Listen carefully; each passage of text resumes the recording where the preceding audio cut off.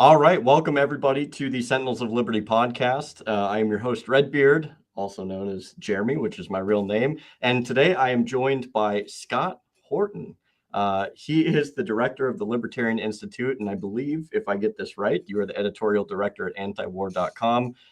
You also have written books like Provoked and many others that detail kind of how would I say it, like the misdeeds or the whimsical matters that the U.S. decides to get itself involved in and all the chaos that ensues. So if there's anything more you'd like to put out there, Scott, feel free and I'll give you the floor. Sure. Well, I've done 6,000 interviews since 2003. That's all at scotthorton.org. And I have a brand new show with Darryl Cooper called Provoked, which is right now the #1 new podcast on Apple, if you believe that or not. Yeah, that's awesome, man. And I'm here to tell you, I really have been enjoying that. You and Darryl do really good episodes. There's a lot that I've been able to kind of get from it. And yeah, so I would definitely tell anybody to go take a look at that and really check out your primary podcast, which is the Scott Horton Show as well. And I will also plug some links down below for everybody to be able to go and check out all of these different places. And without further ado, thank you, Scott, for taking the time to come onto my show, man. It's really pumped about this. So yeah, thank you for having me. Yeah, it's so needless to say, boy, it's quite a chaotic world, especially in the United States right now, with all the different things going on between Epstein and then we see everything as far as like Russia and Ukraine is going. We're still continuing to send stuff over there, much to the chagrin, I think, of many of the voters that Trump has. And that's not even touching on some of the things that are going on still between us and Israel. And then I think there's still some stuff that's coming up again with Iran. So Yep. What's your take on it, man? Like, I mean, where do you see this kind of going?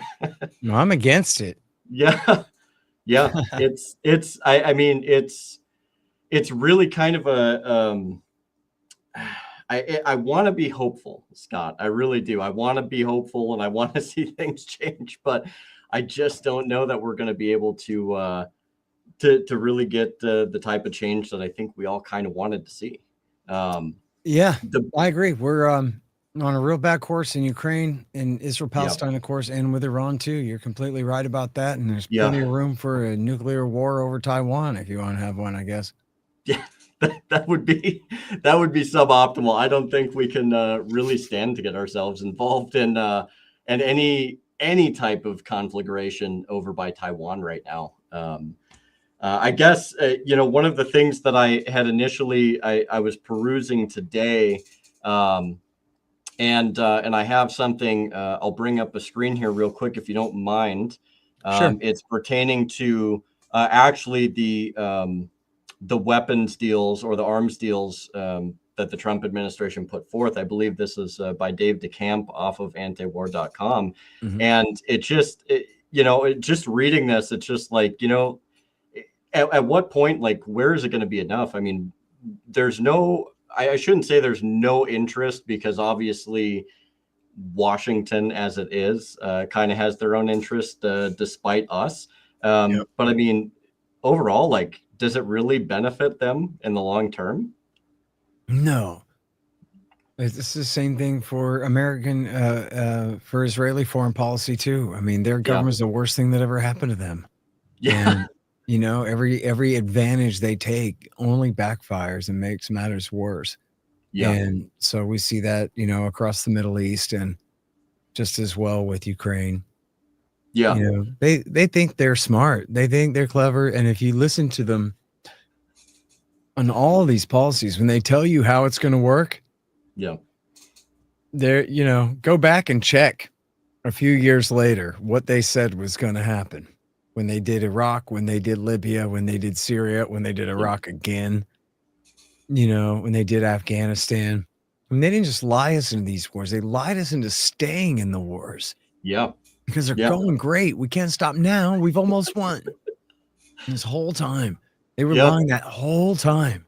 And so because they have to, because they got no truth they can stand on, man. You know, the policy's completely bankrupt. And you can look at it from a purely economic point of view, that this is what Frederick Hayek called the knowledge problem with central planning, is that you need the information that comes with fluctuating prices on the market to tell you what's working and what's not. And government doesn't have that feedback mechanism. So what they have is like some anthropologist who told them that, well, I think if you support this tribe instead of that one, maybe it'll help. But they don't know what they're doing, and they don't know how to measure the results. In fact, they would even say that, right? This was a famous quote from Iraq War II of Donald Rumsfeld saying, or maybe it was about Afghanistan, of Donald Rumsfeld saying, we don't have the metrics to measure what kind of progress we're making. In other words, they haven't defined victory, and they don't know how to get there from here. And so we are killing people. Which ones? We're not sure. On whose behalf? We don't know that either. Yeah. But if we keep doing it for a while, we're pretty sure things are going to shake out, you know, because that's the best they can do. In other words, they're just stabbing people in the dark, you know? Yeah. Yeah, no, I think a huge portion as to why they probably don't put a metric or really kind of have some hard to find goals is because in the end of the day, like I think if you look back, and especially with so many things that you've outlined and many others have outlined, it's like, yeah, it always is going to end up in like a catastrophic failure. And if they put a metric for success or a goal, and they don't meet that goal, then man, like it just makes them look terrible in the long term. And so I think it's kind of their way of trying to attempt to salvage their credibility and being like, yeah, well, like actually, this isn't what we said. You know, we kind of said this, but it's you know, it was bound to change eventually. And I think I think really the Middle East has been a huge example of that, really. Yeah. I mean, look, if you just got here and I told you the story of America's intervention in the Middle East just in this century, you wouldn't believe me, man. You would think there's just no way that America could be run by people that incompetent who would make these choices in these situations. I mean, you know, I was still in my early 20s driving a cab. And I remember I read a Tom Clancy novel in the year 2000, I think, maybe 99. And in the novel, it begins with a secret Shiite, deep undercover Shiite serving Iran is on Saddam Hussein's security detail and assassinates him at a parade. And then immediately Iran takes over Iraq in 2 weeks. Because by decapitating the minority Sunni leader of the country, the rest of the Sunni chiefs couldn't get their act together before Iran was able to swoop in and support the Shiite Arab supermajority population of the country in taking over Baghdad. And then in the book, the Ayatollah is the bad guy, and he's got this nefarious plan against America, but he keeps getting distracted because all the problems having to deal with the Sunnis in Iraq who won't accept his rule, even though he's got the power. And so this is the kind of thing that, in other words, woulda, coulda, really should have been approaching common knowledge and conventional wisdom in Washington, that there's a reason Saddam needs foreign support. Yeah. And there's a reason why in the past we decided it made sense to give it to him. It's because he's sitting on the Shiite supermajority, and if they're empowered, they'll be in alliance with Iran, and Iran will be that much more powerful. And rather than dealing with Iran, we have an Israeli mandated policy that says no permanent Cold War against Iran. And so if we're not going to deal with them and we're going to continue to treat them as our adversaries, then of course the last thing we want to do is empower them. But then that's exactly what W. Bush did. When he invaded in 2003, he was the assassin on Saddam's security detail that got rid of Saddam and brought the Iranians to come into power, right? That was the role that W. Bush played in that story. And so, like, I was just some idiot cab driver with a pirate radio show. And in fact, I have the clip, and I won't play it for you because I get it wrong and I sound stupid. But I have the clip of me saying, see, and in Iran, they're all Sunnis, and they're the Sunni super majority, because I had my Sunnis and Shia mixed up too. Yeah. Well, screw you, man. I was 24 doing pirate radio, and I was still right anyway.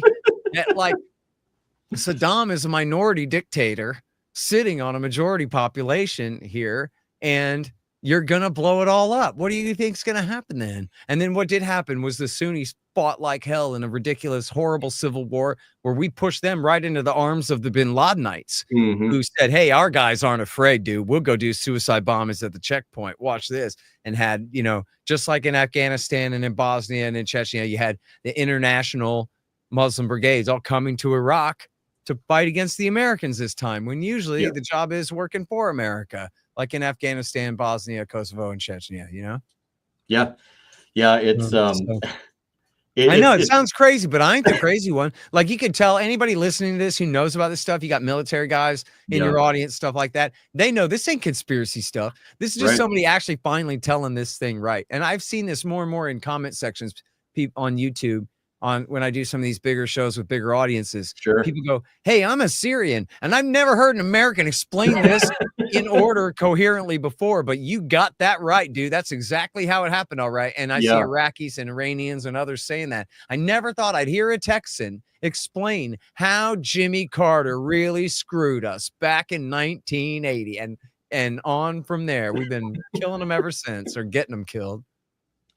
Yeah. And and with everything that's involved with all of that, it's amazing how much, even outside of the Middle East, but just how much gaslighting they go through just to try and convince us, like, oh no, yeah, like this is all on the up and up. We're doing the right thing. We're bringing democracy to the Middle East. Everything's gonna be fine.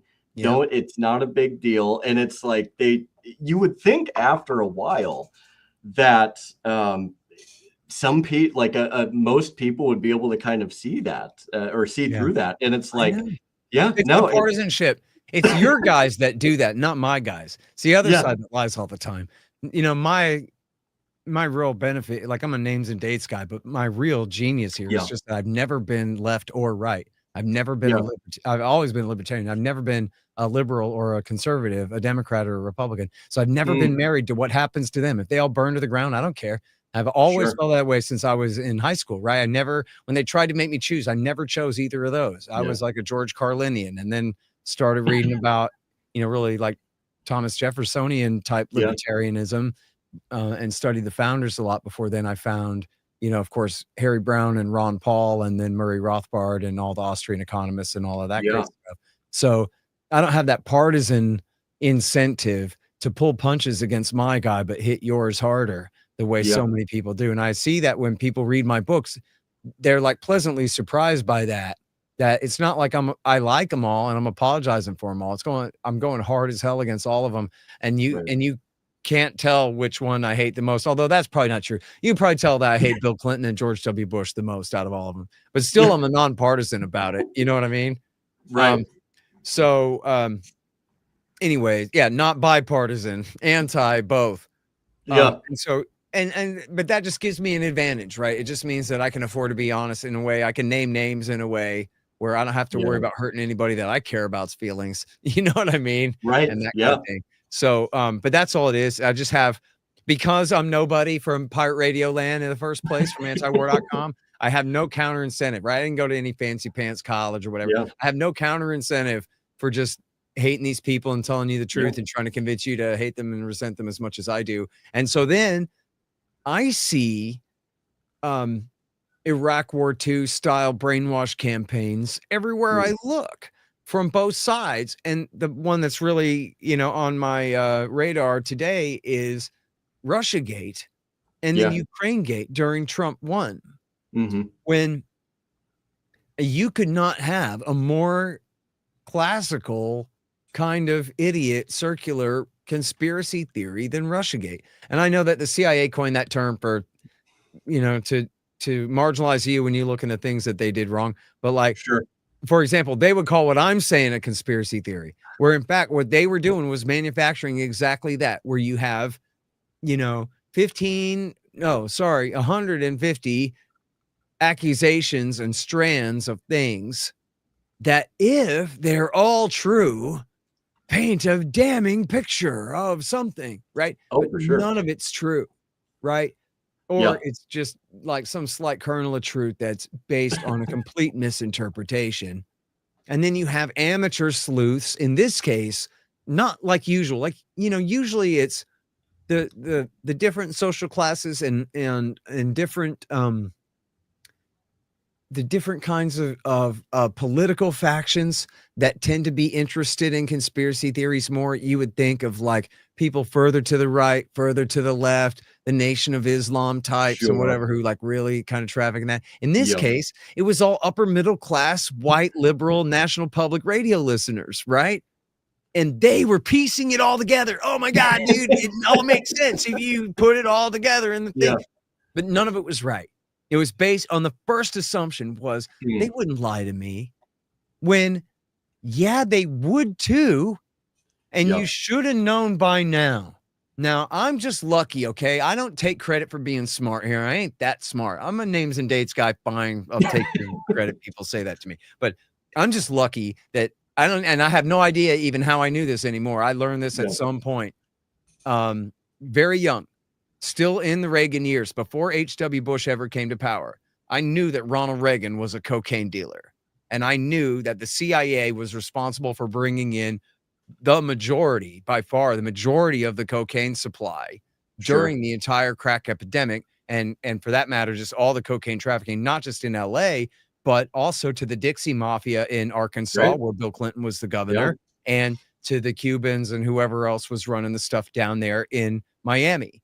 And so, and these are the same people who were locking people up, poor people, usually poor black people, especially in everybody south of the 10 in Los Angeles at that time. They just waged a full-scale counterinsurgency campaign against them all in the name of what criminals they all are, when all they do is consume literally Ronald Reagan and George H.W. Bush's drugs and then lock them all in cages for that. So I learned that like before I was even in junior high. Or maybe in 6th grade. I think I probably knew that in 5th grade. Certainly I knew it by 6th grade. So you see how and then Bill Clinton came to power when I was in 9th grade or 10th grade. Bill Clinton came to power and he was from Arkansas where really not even Reagan, but H.W. Bush, the vice president, was in charge, had been shipping all the cocaine into a third of the cocaine supply into the United States was going to the Dixie Mafia down there in Arkansas under Bill Clinton's, of course, watchful eye. And this used to be crazy conspiracy stuff until finally they made a movie about it about 3 years ago, starring Tom Cruise, called American Made, where he plays Barry Seal, flying the plane full of cocaine this way and guns that way and money the other way to go to the Contras to fight the war against the commies in Nicaragua. And so what can I say, man? Like, then they burned Waco and they covered up Oklahoma City. They covered up the Gulf War illness. They're clearly bombing Iraq all decade long in the 90s with no plan. They're creating terrorist attacks against us. They're still backing the terrorists while their terrorists are attacking us, and they're doing nothing to protect us. and so how could I ever believe, you know what I mean? Like, this is just when I was young. So how was I ever supposed to be a pro-government supporter or believe any major line of propaganda, whether about the Taliban, who actually did not attack us, that was Al-Qaeda that attacked us, or about Saddam Hussein, who did not attack us, that was Al-Qaeda who attacked us, or about Libya, where they claimed that Gaddafi was about to murder 700,000 people in the city of Benghazi. Obama goes, imagine the city of Charlotte being wiped. I remember that. Yeah. Oh yeah. Oh, pretending that 100,000 people had been murdered in Kosovo by the Serbs, which was, I didn't believe that either. Right. Like, you just, whatever. And then on and on. Syria. They said Assad woke up one morning and decided to exterminate the entire population of his country. It's a good thing America was here to help Al-Qaeda defend the population from him. Like, what are you? That doesn't really sound right. And then anyway, but that's, to your point, that's where everybody should be. That, like, come on, man. Exactly. Don't pretend that government employees respect you, that they're your servants. They're our overlords. We suffer them until our will finally breaks, or the dollar does. That's it. Right. No better than that. You know, it is, let me back up here. It is kind of amazing how just examining, and I had made a post earlier today, just how at least in my lifetime, it seems like, and I'm 32, but it's like the amount of gaslighting that I've seen probably within like the past 2 months, like just the most self-gratifying, like we are doing everything. It's more insane to me, Scott, than I've ever seen. And that's saying a lot just You mean because the it's like, Epstein thing particularly, or? oh yeah, the Epstein thing is ridiculous. And then it's like, oh yeah, like we're doing such great things. And then you even including the big beautiful bill that they love. There's like, we are prospering so much, Scott. And I'm here to tell you that like we're just gonna be in a golden era. There's never gonna be anything wrong.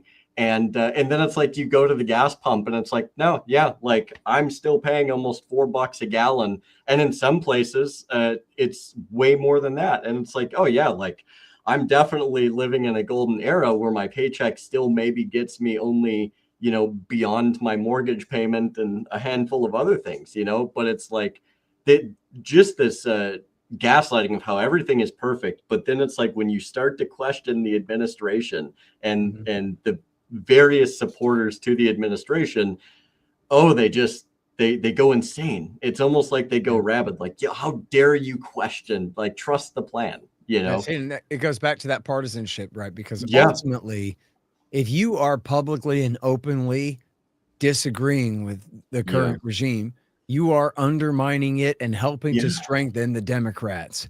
And you don't want them to win, do you, man? No, of course not. And so it becomes like close ranks.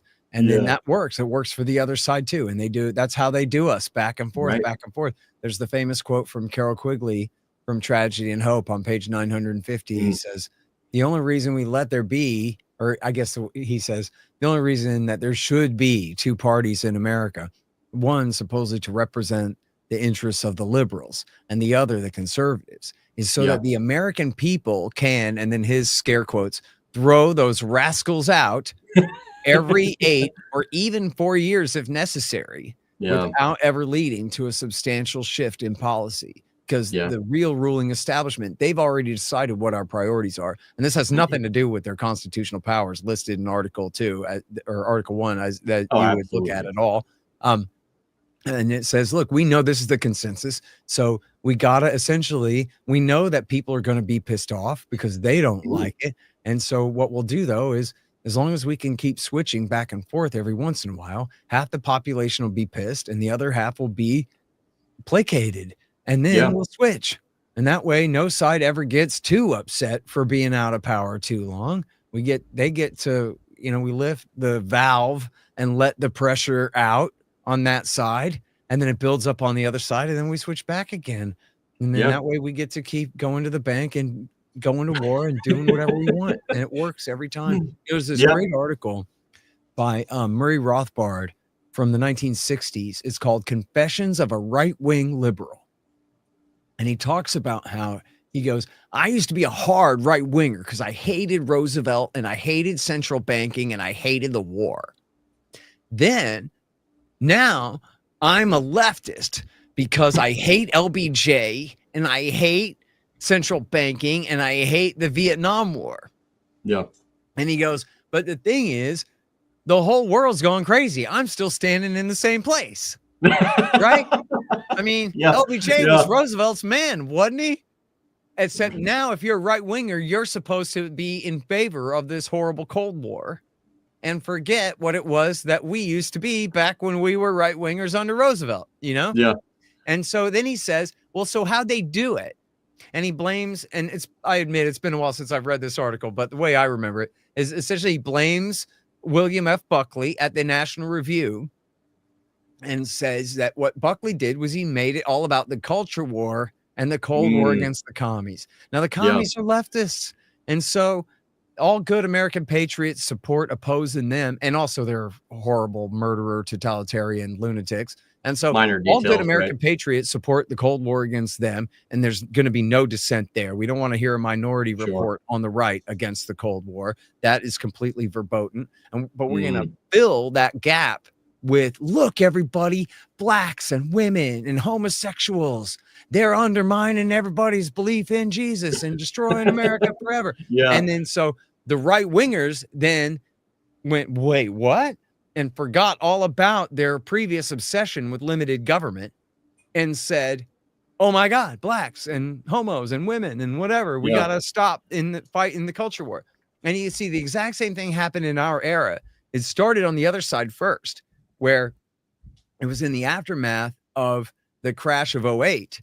And then Obama comes in and, like Bush, continues the bailouts and all the money printing.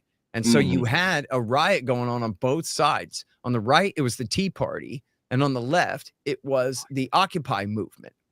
And the point of both was economics. And even though the Occupy people were mostly led by Marxists, none of them ever read Marx, and they didn't really know what they were talking about, but they knew that it was totally unfair that bankers were getting bailed out while regular people were being left to suffer in this thing. When everybody knows it was the bankers working with the government, of course, who helped screw everybody over in the first place. So why shouldn't they be the ones to pay the price instead of us? It made no sense. And on the right wing too, and I remember, man, there was a Tea Party protest, a big one, a big rally, where the lady said, hey, listen, guys, I know, and I agree too. We all feel the same way about it. But you know what? Let's just not talk about abortion at this thing. We're trying to focus on economic issues. No bailouts for billionaires. We got to come together. We got to appeal to as many people as possible on just this. And we can go back to our other things later. But like, in other words, explicitly disavowing the culture war in favor of uniting Americans on the issue of economic, and quite honestly, the elites class war against everybody else, right? And then so just like it played out exactly like in a George Carlin joke from I forgot if it's Jamming in New York or Doing It Again, where he says, you know how they do us, man. The media will always focus on anything they can to divide us. Right. Race, sex, class, regional dialect, and job. Oh, for sure. Yeah. Status and every kind of thing. They'll do sexuality and everything they can to divide the people so that they can keep going to the bank. And that's perfect. George Carlin nailed it just straight out of Murray Rothbard, what Murray Rothbard was writing about there in the 1960s, how they do this. And then so we saw exactly what happened just right as you had Occupy. What did Occupy say? They claimed to be 99% of the people of the country. So in other words, even though it was led by leftists, they were claiming to not be leftists, but just to be kind of all of us. And it's not even really the 1%, it's the 0.1% who really have the political power to call these shots that really need to be focused on. But anyway, and of course, you know, I'm a libertarian. Free market is the solution guy, not some leftist. I'd be more on the Tea Party side of this one for sure. But the point being that what they immediately did was they said to the leftists, the real problem here is white privilege. And the real problem here is that people won't let their children cut their pecker off. And the real problem here is, you know, and they really did. And I know it got all caught up in partisanship. They really did have a point about the police abuse as well. But then what was their point? Sure, Instead of saying accountability under the rule of law for government employees, just like everybody else, they said, well, you hate black people, Black Lives Matter, which meant that if you're not black, this doesn't concern you. And in fact, you're responsible somehow, even though you're not a deputy sheriff and you didn't crack anybody's skull open. And what are we talking about? Now, instead of talking about anything important, we're talking about this stupid cultural hatred and ridiculous. I mean, come on, man. Blacks and whites have been living together in this country for 600 years or whatever, 550 years or whatever now. Like we're figuring this out. You know what I mean? But nope, we have to everybody has to take 3 steps back on race. And it was such an obvious top-down thing. And like, and there have been real experts who have shown where this stuff comes from BlackRock and Vanguard, right? The ESG, the environmental social goals, and then also the DEI stuff. That comes from them. And that's not because some liberal, like limousine liberal, guilted them into it at a party. That's not what it is, right? What it is them saying, this is how I can get everybody to fight over blacks and women and homos and whatever. And everybody fighting over who's on whose side of that.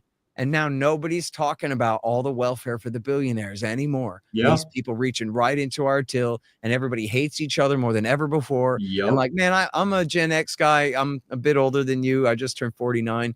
And I grew up in a time where like, and you could overstate this, I admit that, but like, whatever, just been generations since, 3-4 generations since the civil rights era, 2.5, 3-ish at least since the civil rights era. And just white people are all listening to Public Enemy and Wu-Tang Clan and whatever. And just we're Americans together, man. Nobody wants to fight about all that racial stuff anymore. It's cool now. And then and I just remember, like, it was clear. It was in the second half of Obama was when this stuff really kicked in. And now all of a sudden you run into a black person anywhere and it's like, geez, hey, all that politics everybody else is talking about aside, this is still just you and me here, right? Kind of weird undertone to every interaction now that it wasn't like this for 20 years. And when I was a kid, I'm from Texas. And I grew up, and I swear to you, it's true. I never heard anybody call anybody the N-word till I was at least in high school. And any one of my friends' parents would have knocked the teeth right out of our mouth if any of us had said that when we were kids. Our parents didn't talk like that. They were post Martin Luther King, center left and or center right Democrats and Republicans. They did not call people N-word even in their homes. I'd stay the night at a friend's house or whatever 100 times. Nobody's parents talk like that where I grew up. The animus was over, dude. It was cool. We had a truce. It was fine. And then they did all this so that we wouldn't crucify a bunch of bankers together, which would have been a hell of a party, right? Would have been fine. Yeah, it's, man, there's a lot that you gave me a lot to sift through, but like, I love all of it because so to kind of give some context, I wasn't growing up, going through high school. I wasn't of the libertarian persuasion. I didn't think that way. Matter of fact, if anything, I was very statist in my mindset. Like I was on board with like the wars in the Middle East. I was like, I want to go be somebody. I want to make a difference. I want to do all of that. And I was. Did you go to war over there? What's up? Did you go to war over there? I didn't know. No, I wanted to, and I was like, dude, I like whatever it takes. Like I want to, I was just embroiled in this mindset. And it wasn't until like near the end of high school, shortly after graduation, that as crazy as it sounds, I saw an Alex Jones episode. And he was asking questions, and I was like, what? Like this, no way. Like this guy's insane. And then I watched another video and I was like, wait a minute. My whole like world view is almost like upside down now, right? Because like, how can somebody, I was more intrigued at like how somebody could even start asking questions. Like, how could you say that like, for whatever reason, there's this big thing where the government would like lie us into a 20-year war. And, then they shade it under like, oh, it's for your benefit. And then they, all of these other things, socially and culturally, they tell us all of these other things. And then I started going down the rabbit hole and I'm like, wait, like there's no way. And then slowly over time, my perspective started to change. And I remember the Tea Party came, where I was living at the time. And I was like, oh, wait, like these, okay, like I'm kind of getting with the program. And then as time went on, I just ended up more and more down the spectrum of liberty. And then eventually I fell into libertarianism. And I'm just like, oh yeah, like why isn't anybody, why didn't I do this sooner? Why isn't everybody like coming over at least to some degree to this side of you? Like this is actually like the better disposition, really. And I look back at it and I'm just like, I think there's a reason for it though. And it's interesting coming from the perspective of like literally just wanting to walk lockstep to looking back at that now. And it's just like, it kind of sucks because I saw where I was, but at the same time, I can also you're very just a much kid understand. too, man. It's all right. Yeah. Oh yeah. And I was like, no, but I get it, in terms of like why people actually think that way too, and it's It is And I should interesting though. stipulate, by the way, I did support Iraq War One. Not that I believed in it. I Right. just Yeah. didn't care. I just want to see some Yeah. explosions and stuff. But Yeah. I wouldn't want people to get the impression that I was good on Yeah. it, because I certainly was not. Yeah. Yeah. It's interesting when you have things that shape your perspective too, and I certainly did. And but I wish there is part of me to where I'm just like, I wish I would have kind of came around to it a little bit sooner. I was almost there. I was debating in class about rights and different things like that. I was actually in a law class for a little while in high school. I was like, no, like you guys are ridiculous. And so I was almost there, Scott, but I wasn't quite over the threshold back then, but I Yeah, am you're now. doing fine. So, but so there is a few things I actually want to talk about too, if you don't mind. Yeah, sure, man. As it pertains to kind of what's going on in Gaza and so many of the things that I feel like for whatever reason it's just like you can't question it to imply that there's so many of these horrible things that are going on with the Gazans and Israel and all of that. It just seems taboo. Like oh, you can't question that at all. And if you do question it, well, you're anti-Semitic. You Enough are to that. You know yeah. what, man? For you and for all your audience, just forget it, man. You don't need to be intimidated by that anymore. Yeah. It's such a bunch of crap, dude. It was Yeah. never Yeah. true. Let me tell you something. It was never true Yeah, that people exactly. who hate Jews just criticize Israel for their Palestine policy, because that's their one and only cheap excuse where they can get away with criticizing Jewish people. That Mm. is so stupid. Yeah, yeah. Anybody who actually hates Jews will tell you that they do, and they'll try to Oh, get for you to sure. hate Yeah. them too. There's no secret Yeah, anti-Semites. And when yeah, people tell you, look, man, this isn't about being anti-Semitic. It's yeah. about noticing that the Israeli state is in widespread and vast and deep violation of the human Mm, rights of their absolutely. helpless Palestinian captives. Yeah, And I don't care what color you are or what your religion is. And if you don't like that, too damn bad. And yeah. I know that people are afraid that, oh, someone's going to call their boss and get them fired. Well, that sucks. You should do what you can and give your boss Yeah. a spine then. But like, there has to be a point. I mean, how do we stop cancel culture on the left? Right. We tell them, go to hell, dude. I Yeah, say whatever I exactly. want. And then that's it. So it has to be the same thing here. Yeah, And actual avowed anti-Semites are not a political faction in America. They're a political yeah. faction in YouTube comment sections, but they're not a part of organized American politics in any For meaningful sure. way. And they're not what's at issue in any of this. Yeah. And especially when you're talking about leftists who all are, essentially commies and socialists on civil Mm, rights issues, who are, ultimately they're like, the new communist man has no race or class at all. yeah. You know what I mean? So it's like on to their deepest extent, they can't be anti-Semitic any more than a libertarian could be, because libertarians are Right. individualists. So Yeah, how can you be an exactly. individualist and hold one man responsible for another man's sins, much less Mm, an entire class of people mm, who are not directly related to what we're talking about at all? Like, right. you got to be a child to think that way, or an idiot. Right. Or you'd have to have like some weird back asswards collectivist ideology that Yeah. virtually does not apply to any major or important or influential critic of Israel's policy in the Gaza Strip. It just has Mm, nothing to do with it. So people who try to push that should just be pushed down the hell out of my face with that. I yeah. don't care what you say about that. Yeah. Enough. There have been people who tried to intimidate me with that before. It didn't work and didn't Yeah. stop me one bit. And then they went away, Yeah. you know? Yeah. Um, so go ahead. Yeah, no, I think it's awfully telling more about the people that try to assert those claims of saying like, oh, you're an anti. It's like, no, like we're literally just talking about, like, as you said, like gross violations of just like human right, and I would even put dignity, like the things that are occurring in Gaza right now, just the wholesale slaughter of these people. And and even more so, and I talked about this, I think it was on Thursday, but this idea, like they set up these aid stations, you have people that barely can make it over to these aid stations with the conditions that they're in.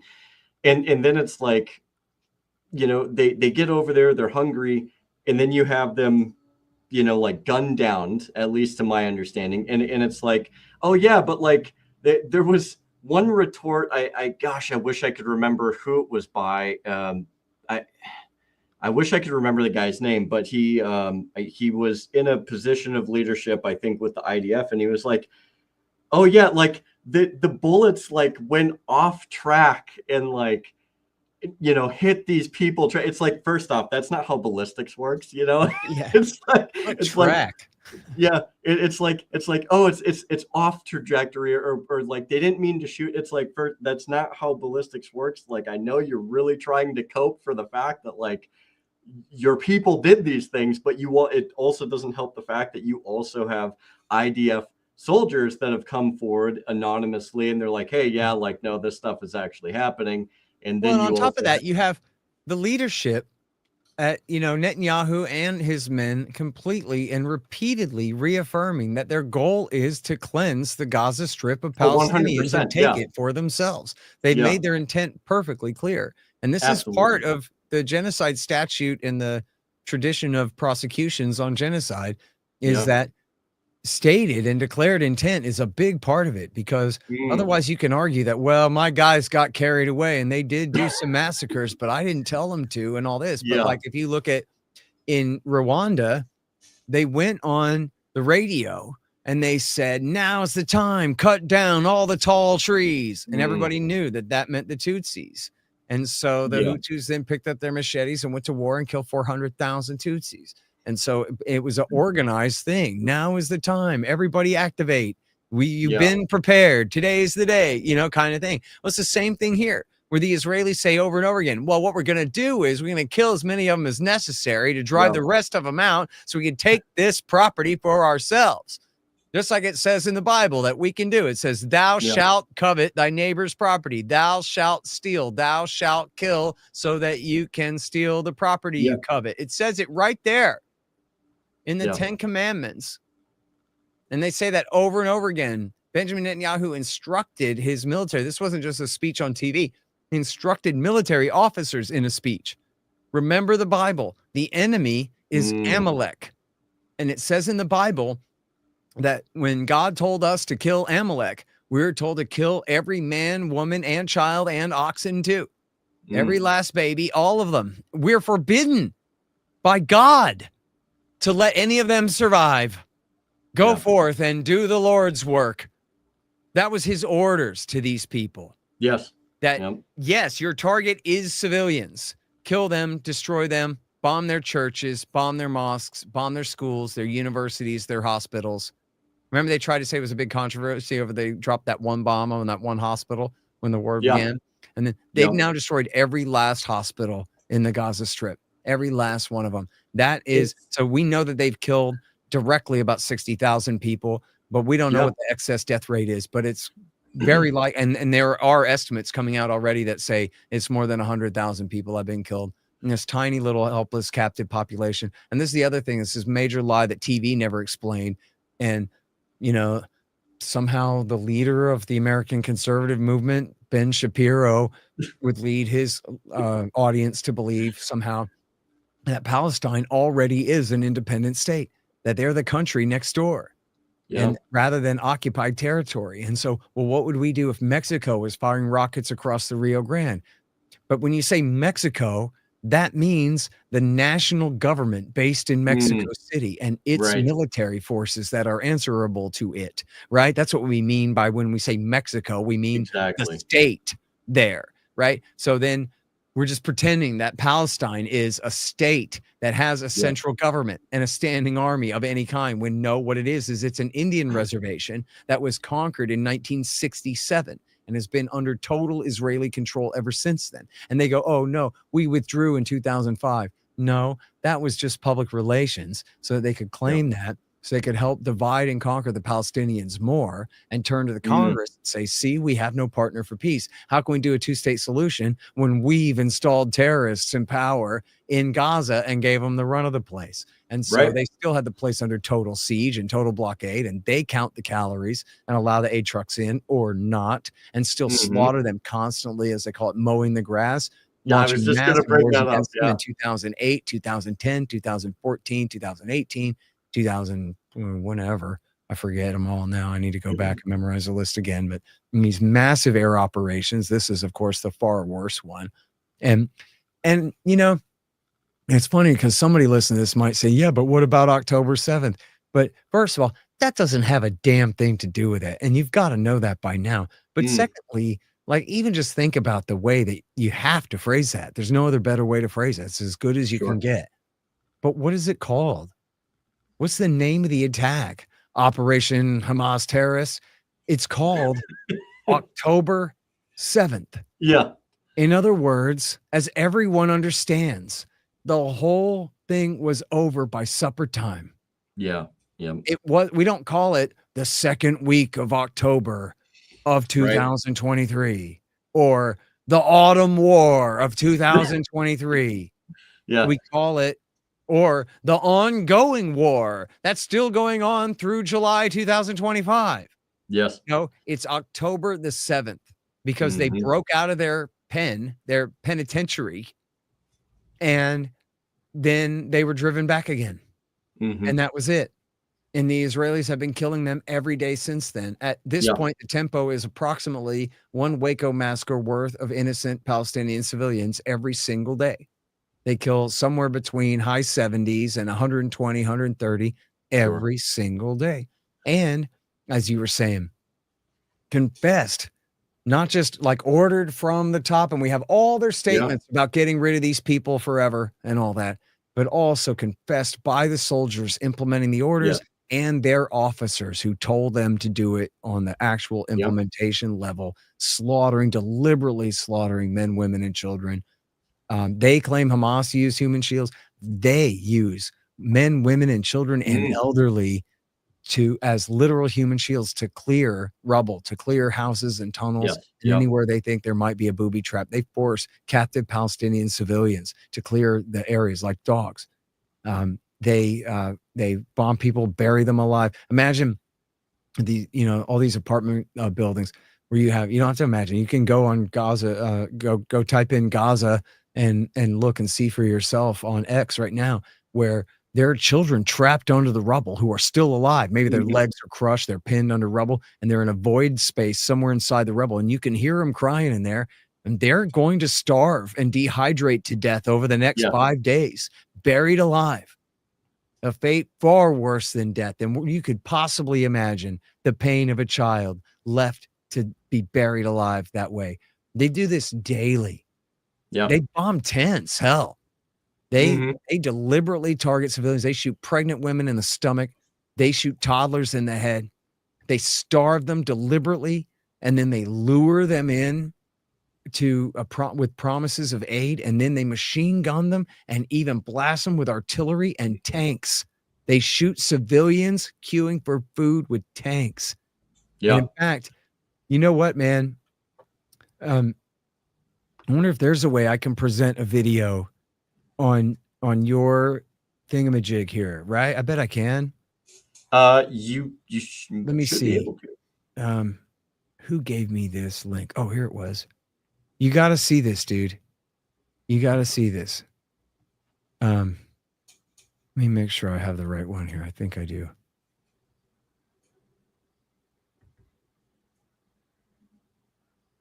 Oh, no, this one I think is true, but I don't know enough about that one. I didn't want to vouch for that one. It was this other one.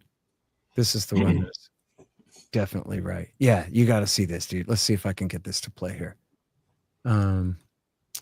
I open in this tab, and then I try to present that tab. Is it going to let me share screen? Yeah, dude. Go ahead. Can you type that in? Is that working? Can you add that to stage? Yeah, I can add it. Into a crowd of people. Let me rewind it for you here. Destroying a car. Watch this. Forces shooting at the crowds of Palestinians.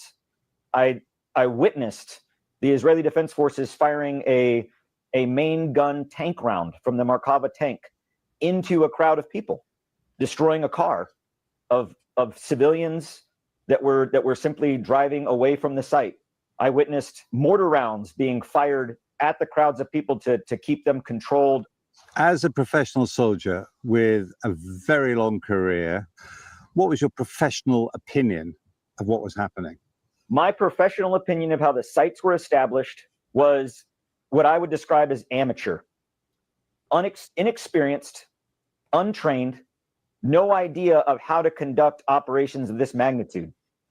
That would be my most benign assessment. In my most frank assessment, I would say that they're criminal. In my entire career, have I never witnessed the level of brutality and use of indiscriminate and unnecessary force against a civilian population, an unarmed, starving population. I've never witnessed that in all of the places I've been deployed to war until I was in Gaza at the hands of the IDF and US contractors. Based on the knowledge you have, do you think that you were a witness then to war crimes? I think you're saying that very emphatically. Without question, I witnessed war crimes. I witnessed war crimes being held by the Israeli Defense Forces, without a doubt, using artillery rounds, mortar rounds, firing tank rounds into unarmed civilians. It's a war crime. This video is of the Foundation's armed American security guards opening fire.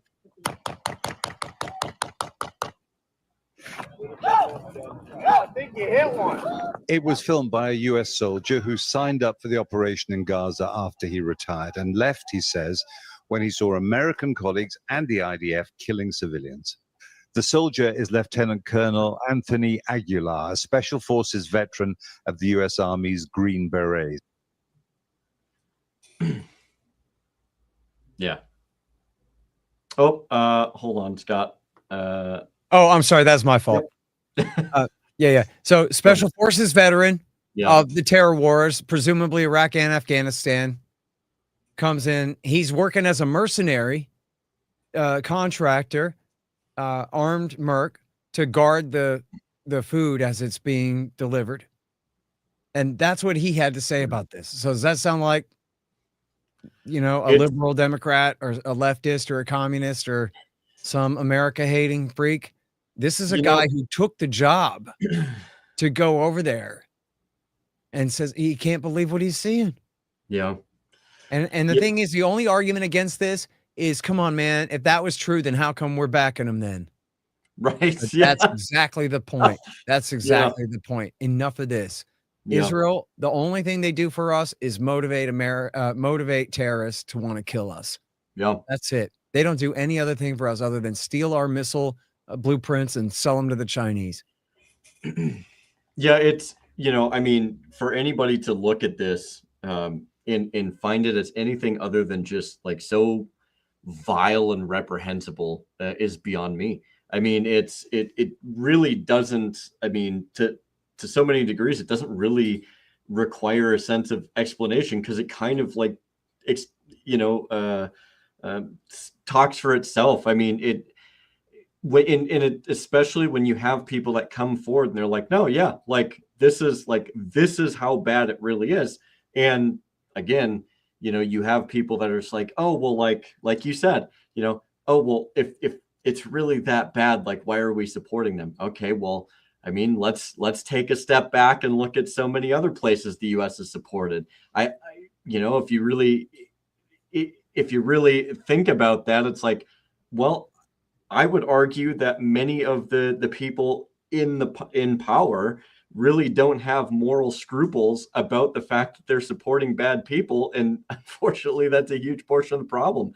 Because if they did, we wouldn't be sending billions upon billions of military equipment and aid and all of these different things to support and subsidize these regimes that continue to do these things. And, I had kind of mentioned this on Thursday too. It's like, if this was anybody else, Scott, and it was somebody we didn't like, we would have decimated that country a long time ago, because like, how dare you do that? But because it's Israel, and all, you know, it's granted, it's not even close to the extent, but in many ways it's still very reprehensible what's going on. But you look at what happens in Ukraine in the press gangs, it's like, no, yeah, we'll continue funding that. Well, they just rip people off the streets and throw them into, you know, a trench. And you look at, I think the latest desertion rate I've been hearing is somewhere between 150 to 250,000 Ukrainians that just are trying to get away. And it's like, for anybody to try and make a legitimate excuse as to like, we got to keep supporting him, you know, like this is, if you don't, like, you're un-American. It's like, that's such bullshit. So all it is. It's so sad, man. And that one's you know, you don't have the same number of civilians being killed, but you have so many young men being just torn to shreds, which is bad enough, you know, and they're all conscripts. They're one hair away from a civilian, right? Like, obviously they're fair game in combat, but it still sucks. It's a horse show, man. It's unreal, you know, and to say, I for a long time, I had come away with this idea that, you know, it's like, oh, you know, you kind of have to address all of these issues without like getting emotional about it, or like feeling some kind of way. And it's like, no, you know, like there is some room for that. And it's like, when you see something like an emaciated child in Gaza, for instance, if you don't feel some kind of way about that, that's, to me, that's more glaring than being like, God dang it, dude, you know, like what have we become to where we just overwhelmingly accept that? And the thing is too, is people go, oh my God, I heard that they bombed a church and they killed some Christians. Like, look, there have been Christians among the Palestinians this whole time. Did you think that the Israeli Jews were on the Christian side? They've been killed alongside the Muslims this whole time. And guess what? You kill a toddler. It doesn't matter what religion his parents are. At what age is it? Now it's more sinful to kill the Christian child than the Muslim one. Enough of this, man. It's sickening. All of it. It really is. And that's not, there's nothing in the Christian religion that says when people aren't Christians, then they're a collective and it's okay to kill all of them. I thought each and every individual person was God's children, and you better be really careful about which ones whose lives you take. You might just find yourself wishing you had a different afterlife and all that. What happened to that? You know? Well, with the Ted Cruzes in the world, Scott, you know, like they get to pick and choose as much as they want, in so much as really kind of turning their backs on the people that they claim to be a part of. Which, let me tell you something, Jeremy. Ted Cruz had a really, really, really wise Sunday school teacher when he was 7. And she knew what she was talking about. I know where you're going with this. No, she was the seer of all Christianity, Scott. That's right. And so, she was dating David Koresh for a while there. She had real insight. Was she really? No. Oh, well, you know, at this point, honestly, like nothing's off the table. Well, look, that religion, his version of this, where we have to support Israel because that's going to force Jesus to come back and all that, that's not different than the British Davidians. The British Davidians had an Israeli flag flying on their pole out front. They believe that same stuff as Ted Cruz. Turned out they had not so great powers of prediction, those guys. Well, it's although maybe they met their own apocalypse. Maybe a hair askew, but it's, you know, not to try and do a drastic pivot, but I do also want to go and touch a little bit on the Ukraine situation a little bit more, because I mean, it is amazing to me also, like when you look at just the rabid nature of the Lindsey Grahams, and so many people like them, like, no, they can win 100%. Like, this is 100. There's no way they can lose. If the United States is behind them and all of Europe, and mind you, Scott, Europe's finally going to start paying its fair share for NATO now. Did you know that? So that Ukraine doesn't have to worry anymore, because that's all of a sudden going to be a thing with that 5%, and they're certainly not going to obscure that numerical scheme by way of just taking a road project and labeling it as a military project or fun situation. So, I mean, oh gosh, it just, both of the situations just, I think, kind of get under my skin a little bit, because for as much as they really affect, you know, the people in those areas, I mean, it really does a lot to kind of undermine us. I mean, Yeah. you know, I mean, financially, and then, you know, you look at the offshoots that when you had Iraq War II and you had Afghanistan and all the terror wars, and you look at what did we get for that? We got the Patriot Act, we got the further expansion of the NDAA, and then, you know, all of the gaslighting that we just talked about too, that goes with it. And just like, oh, well, if you know, we need a little bit more taxes just to, you know, keep this going. But it's for a good cause, Scott. You know, we don't have to worry about it. Don't question it whatsoever. Which it's not, right? I mean, the more the war goes on, the more of Ukraine is lost to Russian control. And, you know, right now they are certain to lose 4 provinces, or oblasts as they call them. And but the real question of whether they're going to take 6 or 8 is now on the table. Ukraine should have made a deal in the first place to prevent the war. They should have made a deal right after the war started to end it right there when they'd only lost 2 provinces. Instead, they pushed their luck, and after September 22, Putin officially annexed 2 more. And then they fought this whole time to take them and to destroy the Ukrainian military on their way. And then that obviously raises the question, and they've been on the ascent this whole time. The war's been in Russia's favor this whole time. All the hype and propaganda to the contrary notwithstanding. And so now the question is whether they're going to go ahead and take Kharkiv and Odessa. And maybe all the land east of the Dnieper River. And then once they take Odessa on the southern coast, well, now it only makes sense from their point of view to take the entire southern coast of Ukraine all the way to a small strip of land called Transnistria, which is on the Moldovan side of the river, on the border between Moldova and Ukraine, but it's controlled by Russia and is protected, quote unquote, by Russian troops. And it's been a frozen little conflict there since the end of the Cold War. And so if you've already destroyed the Ukrainian military and you're already in Crimea, you might as well take Odessa. And if you're ruling in Odessa, you might as well go all the way to Transnistria. So Ukraine, all of America's help for Ukraine has put it in the most absolutely, you know, dangerous bind. And what they should do is overthrow their president, install a new guy who wants to deal immediately on Russia's terms. Try to figure out how the hell to get out of here in one piece. Trump has no cards to play. That's the problem. He was sincere in wanting to end this war. I'm happy you brought that up. Yeah, he was sincere in wanting to end this war, but he just was sworn in at the wrong time to end it. And so, you know, promising not to expand NATO and promising not to put missiles in Kharkiv ain't enough now. The Russians have annexed these 4 provinces, but they don't control them all yet. Right. They control 1 entirely, but 2, about 3/4 or a bit more, and they're doing real well in Donetsk now. They still have quite a bit of land in Zaporozhye and Kherson left to take. And the Ukrainian government, all of the deserters, as you mentioned, notwithstanding, Ukrainian forces are not just going to turn around and leave those provinces until they have to. And so Putin said, oh, sure, I'll end the war. Just give me everything I want. And they're like, no. And so then now Donald Trump is frustrated because he thought his personal relationship with the guy, come on, Vlad, let's work this out, buddy. That would work. But no, they've got goals and they're not giving them up. And they have no reason to count. They know Trump's going to be gone in 3 years.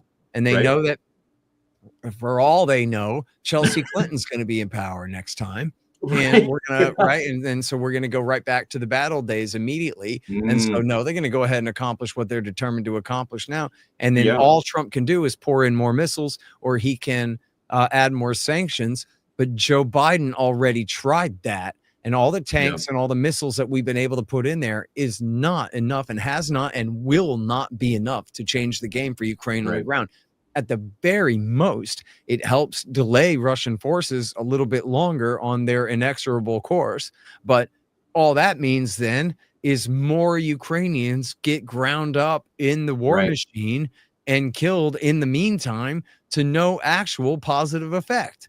They're just delaying the inevitable. The time that they're buying is worthless because this is going to be the new permanent, status quo going forward here. And so by delaying it another year, that's a blink of an eye when you're talking about an inevitable change of borders on the ground.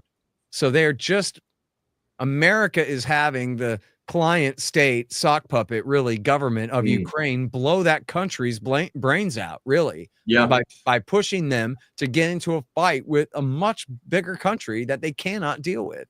And it really is, it's whatever, man. It's American foreign policy writ medium, right? Like this is the same thing they did in the Middle East. It's the same thing they did like in Somalia. The start of fight. You know, we've been at war. I don't know if you know this. This is our longest war. America's been at war in Somalia since George Bush sent the Delta Force Team A there, or was it Chase? It may have been Navy SEALs there in December of 2001.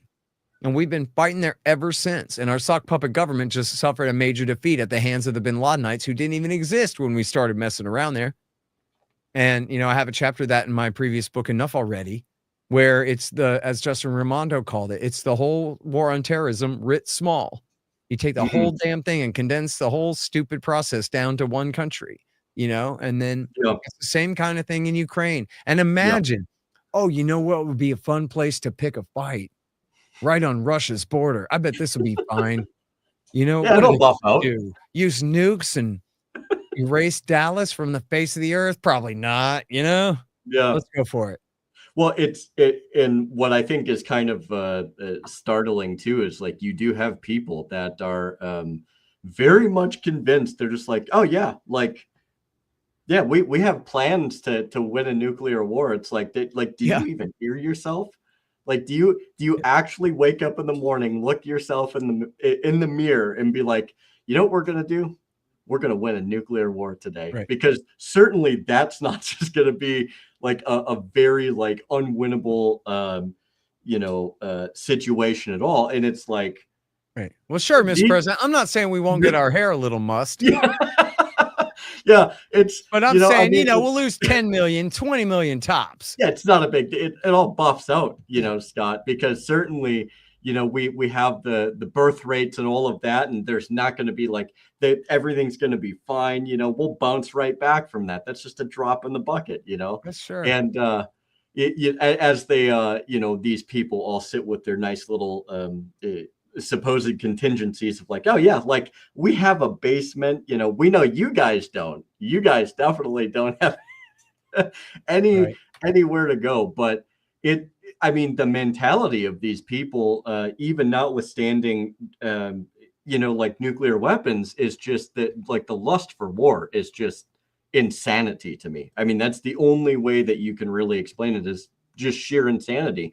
And for as bad as I think some of the American government officials are, and certainly some of the military personnel are, Europe definitely has its own set of insane leadership. I remember speaking about I don't ever remember how to pronounce her name. Maybe you might be able to pronounce it better, but Kaya Kallas or how. I think she's the gal. I think she's the PM from like Estonia, who just talks a ton of smack about like putting up a defensive fight or like going to war with Russia. It's like, dude, you're from Estonia, like your military wouldn't even really like go beyond like a football stadium. My goodness, like. And especially, see, this is really dangerous because there's this city, Nesta or something like that. I always get it wrong. I'm sorry. In eastern Estonia, that's really a Russian city and historically a Russian city. And so that's a fight you don't want to pick. Right now, there's the status quo and everything's fine. And the Russians in that city don't feel too bad about being part of Estonia. Yeah. But so do you want to give the Russian government a pretext to say, oh, I guess we have to protect them and go in there and take that city?